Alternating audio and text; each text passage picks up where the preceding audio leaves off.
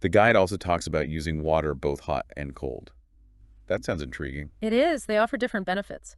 Let's start with cold, ending your shower with a blast of cold water. Brr. Why would I do that? Huh.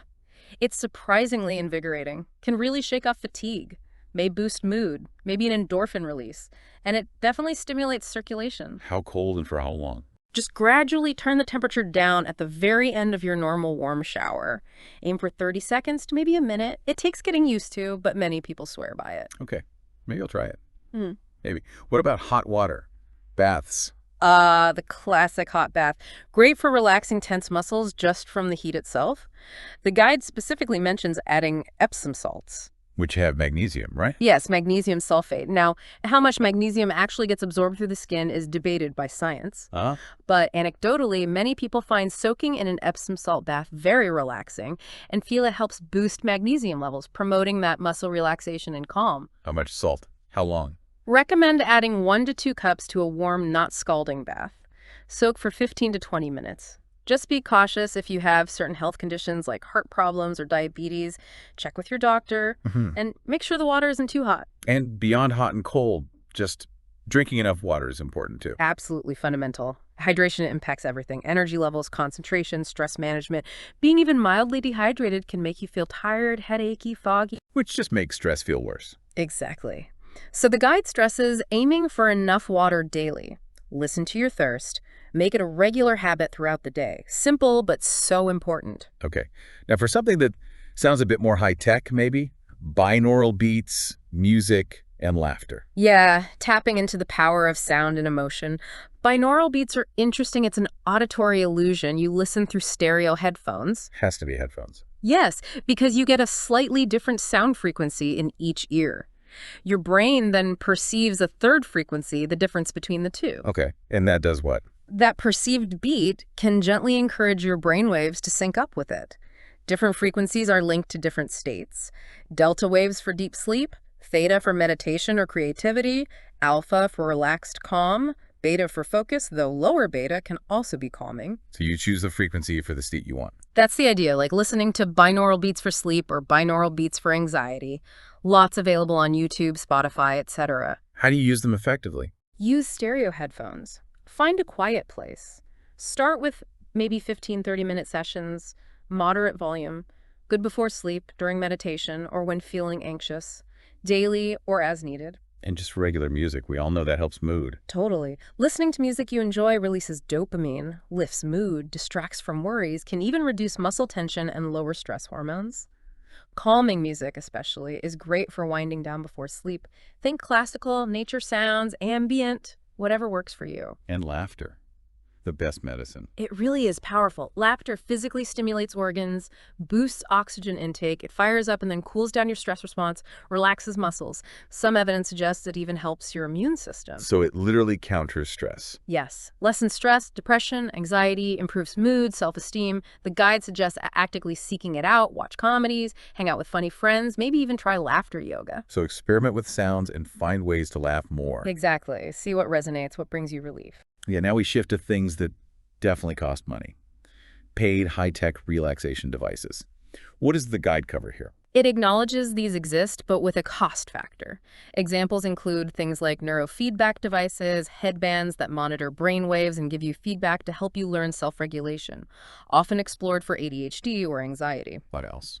Virtual reality, VR systems designed for relaxation. They create immersive, calming scenes, guided meditations, nature walks, shows potential for pain and anxiety management too. Interesting. Light therapy glasses using specific light wavelength to help regulate circadian rhythms, potentially for sleep issues or seasonal affective disorder, SAD. Okay. Audiovisual entrainment or AVE devices use synchronized light and sound patterns to guide brainwaves toward relaxation or focus.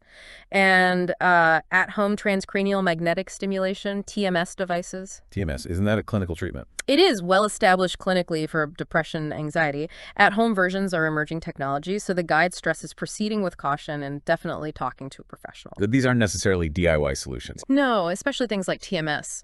Neurofeedback is used professionally for ADHD, VR for pain distraction in hospitals. The guide strongly advises thorough research, considering the budget, and realizing these are not replacements for proper medical advice or treatment. And talk to your doctor before buying anything. Absolutely essential, especially with underlying health conditions. These are tools potentially helpful for some, but require informed consideration. Right. Okay, let's move to something totally free, but maybe challenging for some. Digital detox. Ah, yes. So important in our always-on world. That constant connectivity, the endless stream of information, it fuels stress, anxiety, fatigue, and really messes with sleep. So a digital detox is just stepping away. Voluntarily reducing screen time, yeah. To find more balance, improve well-being. What are the main benefits the guide points out? Reduce stress and anxiety is a big one. Just calming the mental noise. Better sleep quality, getting away from that blue light before bed helps your natural melatonin production. Makes sense. Often increased energy, less fatigue because your brain gets a chance to rest, better focus and productivity without constant dings and notifications. Stronger real-life connections too, I imagine. Definitely. More time and mental space for face-to-face interaction and rediscovering time for yourself, reading, hobbies, nature, just being. Okay, sounds great in theory. How do you actually do it effectively? The guide suggests practical steps. Set specific screen-free times, maybe the first 30-60 minutes after waking. During meals, definitely at least an hour before bed. Maybe even try a screen-free half-day or full day regularly. Create tech-free zones. Yes. Bedroom is key. Make it a sanctuary for sleep. Maybe the dining table, too. Encourage conversation. Manage notifications. Turn them off. Disable non-essential ones. Use Do Not Disturb mode strategically during your offline times. Be conscious about setting limits. Maybe use app timers on your phone. Be aware of mindless scrolling. And plan other things too. Crucial. Have offline activities ready. Rediscover passions, spend time outside, connect with people in person. And be patient with yourself. It might be hard at first. Absolutely. Start small, maybe just 30 minutes before bed. Gradually increase. Don't beat yourself up if you slip. It's a process. It really sounds like consciously creating boundaries. Exactly. The guide frames it almost as a necessity now for well-being. These strategies can significantly cut down stress, anxiety, fatigue, improve sleep, and foster deeper connections. Okay. Next section title is quite direct.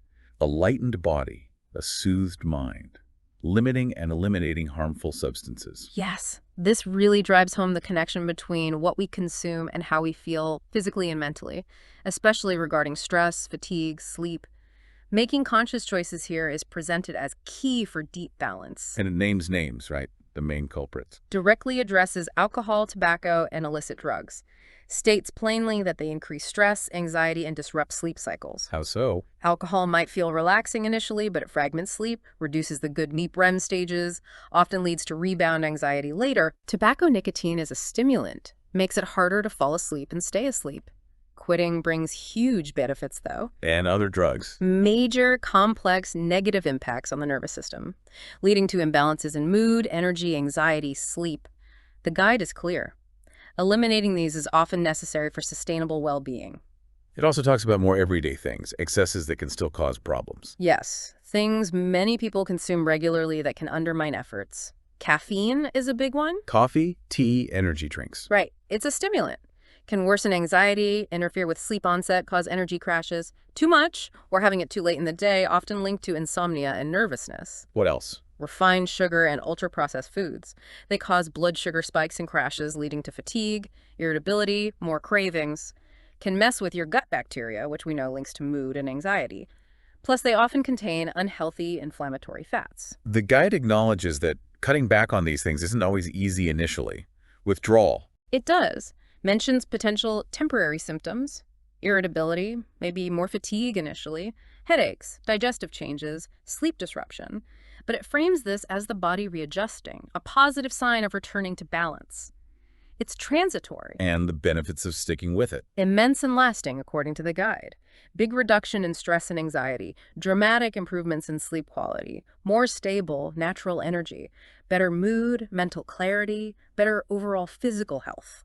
Does it suggest ways to support your body during this change? Simple things. Stay well hydrated, lots of water, eat a nutrient-rich, high-fiber diet, get regular physical activity. These help the body's natural elimination processes. So choosing to limit or stop these is really an act of self-care. That's the message. It's foundational for lasting well-being. A challenge, maybe, but worth the effort. Okay, almost there.